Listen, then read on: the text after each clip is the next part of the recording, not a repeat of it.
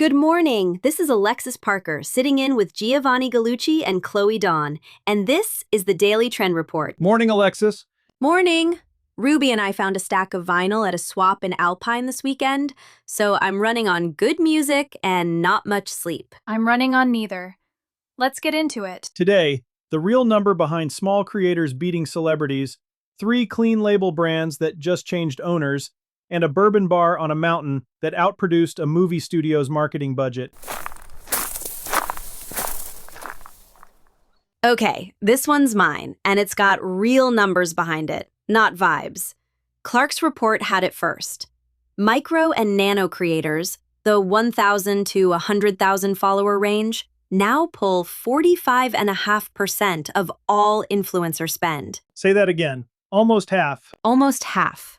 And they're delivering 5 to 8 times return versus 3 to 5 for the celebrity accounts. So the big name isn't buying what it used to buy. It's buying reach. It was never buying trust. That's the part brands paid Fortune 500 rates to avoid learning. The engagement gap backs it up too. Micro creators on Instagram are running close to 3.9% engagement. Mega influencers are down around 1.2. That's not a small gap. That's a different sport. Why is the gap that wide, though? A celebrity's got the bigger audience by definition. Bigger, not closer. A mega account is broadcasting to strangers. A micro creator is talking to people who already trust their taste on this exact category. That trust is the entire product a brand's actually buying, and it doesn't scale up with follower count. Past a certain size, it scales down. And the deal structure's moving with it. Performance-based pay went from 23% of arrangements in 2024 to 53% this year. That's the tell right there. A brand only pays for outcomes when it trusts the outcome is coming. Nobody structures a deal that way around a celebrity they're praying converts. And long-term partnerships beat one-off posts too, right? 70% higher engagement long-term versus a single campaign. Brands are learning to build a bench, not book a spot. Which means a small operator can actually play this game. No agency markup, no 6-figure minimum, no waiting on a publicist to answer an email. The catch is, the window's already closing. Dentsu just struck a deal with Meta to build the plumbing for what they're calling mass influencer activation. Right, and once that machine exists, the agencies figure out how to stand back in the middle of a relationship that right now is direct between you and the creator. So the honest move is build the relationship before the plumbing gets built around you. Exactly. This window's open maybe 18 months. Use it while it's still this simple. What does that actually look like for somebody without a marketing department? A spreadsheet. Genuinely. 5 to 10 creators whose actual audience overlaps with your actual customer, not the ones with the biggest number next to their name. Track who responds, who posts on time, who your customers mention back to you. That's the whole system. No dashboard required. Not yet. The dashboard's coming, and it'll be built for the holding companies first. The independent brands who already have the relationship keep it. The ones waiting to be discovered get sorted by an algorithm built for volume, not fit. 3 things you can actually do today. 1. Pull your last year of creator or UGC partnerships and post one clean comparison next to what an agency proposal would have cost you. Screenshot clean, so people save it and send it. 2. Build a short list of actual customers already posting about you unprompted, and DM 3 of them this week with a real performance-based offer, not a free product mailer. 3. Have somebody sort your last quarter of comments and DMs for anyone who's organically mentioned your product. That list is your creator shortlist, and it already exists for free. Check your pantry because 3 brands you probably trust changed hands in the last few months, and nobody sent a notice. Eddie and Kendall both had this. PepsiCo bought Poppy. Hershey bought Lesser Evil. Flowers Foods, the company behind Wonder Bread, bought Simple Mills for damn near $800 million. 3 insurgents, 3 giants, 1 stretch of months. That's not a coincidence. That's a pattern. Caitlin Smith staying on to run Simple Mills as a subsidiary. Does that change anything? It changes who signs off on her decisions. She still runs the kitchen. She doesn't own the building anymore. People picked Poppy specifically because it wasn't Coca-Cola, though. That was the whole reason. Right, and they never got a vote on the ownership change. That's the part that should bother every brand still standing on its own. None of this is illegal, though. Nobody did anything wrong here. Nobody did. This is just what happens when a small brand proves a category works. The giant didn't build the trust, it bought it once somebody else did the hard part. That's a fine business strategy for the giant. It's a real loss for the customer who picked the smaller name on purpose. Meanwhile, Wyoming whiskey just went the other direction. Handed ownership back to its original Wyoming founders and investors. That's the story I'd be telling this week if I were them, loud, while the acquisitions are still fresh in everybody's feed. Independent ownership isn't a footnote anymore. It's about to be rare enough to be the whole pitch. We just talked about Bimbo's die deadline yesterday. This is the same shelf, different angle. Different angle entirely. Bimbo's story was about ingredients catching up. This one's about who's actually signing the check. Two different reasons to still be the independent one standing. Wyoming whiskey's the first legal distillery in the state.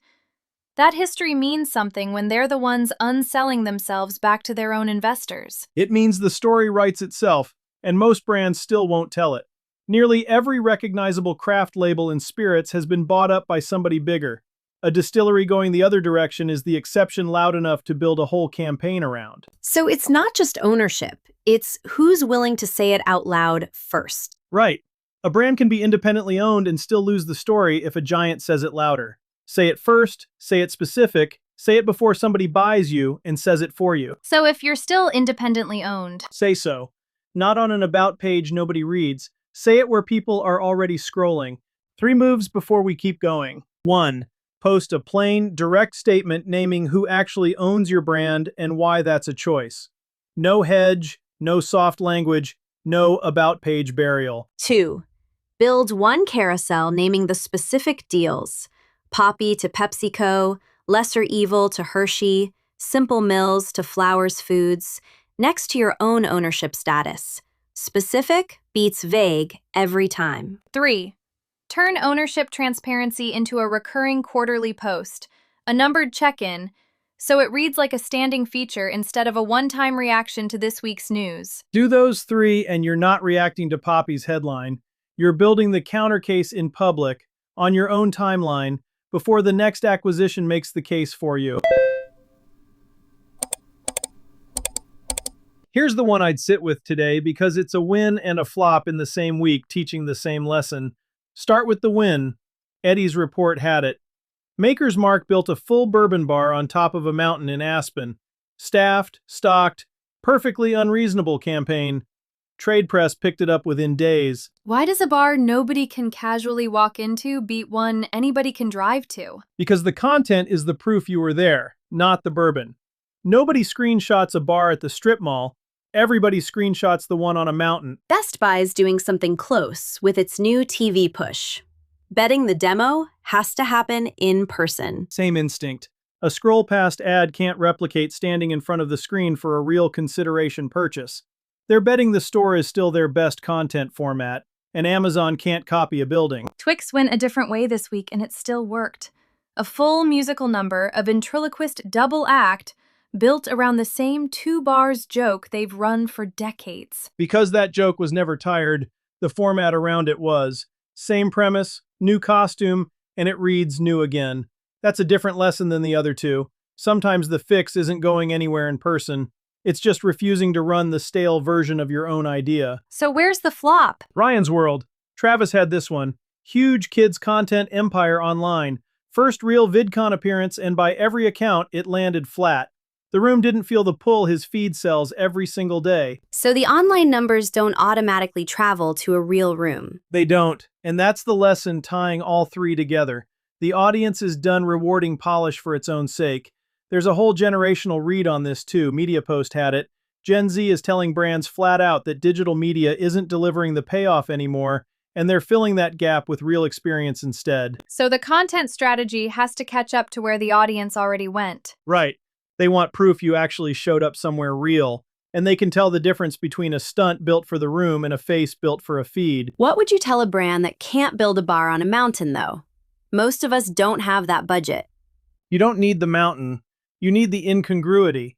Something happening somewhere it has no business happening in front of the 10 people who'll film it because it's genuinely strange, not because a brief told them to. That's the whole Maker's Mark trick at any budget. And the Ryan's World lesson scales down too. It does. If your whole presence lives in a produced format, Test yourself in an unproduced room before a customer does it for you. A trade show booth, a farmer's market table, a real line of people asking real questions. Find out if the voice survives contact with a live person before you bet a campaign on it. That's a harder note to hear than post more. It is, but it's the cheaper lesson to learn at a farmer's market table than in front of 10,000 people at a convention center. Here's what to actually do with all of that. 1. Film the raw build of your next in-person moment. The setup, the load-in, the thing going sideways. Post that before you post the polished recap. 2. Post the unedited crowd reaction from an event the same day, before the highlight reel is ready. The rough cut beats the recap that lands 3 days late. 3. Before your next event, run the raw footage through a few AI hook edits overnight. Then let a real person pick the one that actually earns saves before it ships polished. That's the show. If you want a real audit of your own creator roster before the agencies figure out how to price you out of it, that's the work I do for independent food and beverage brands and personal creators, building the exact roster and content system we talked about today. GallucciNet, organic social strategy, content creation, the whole stack.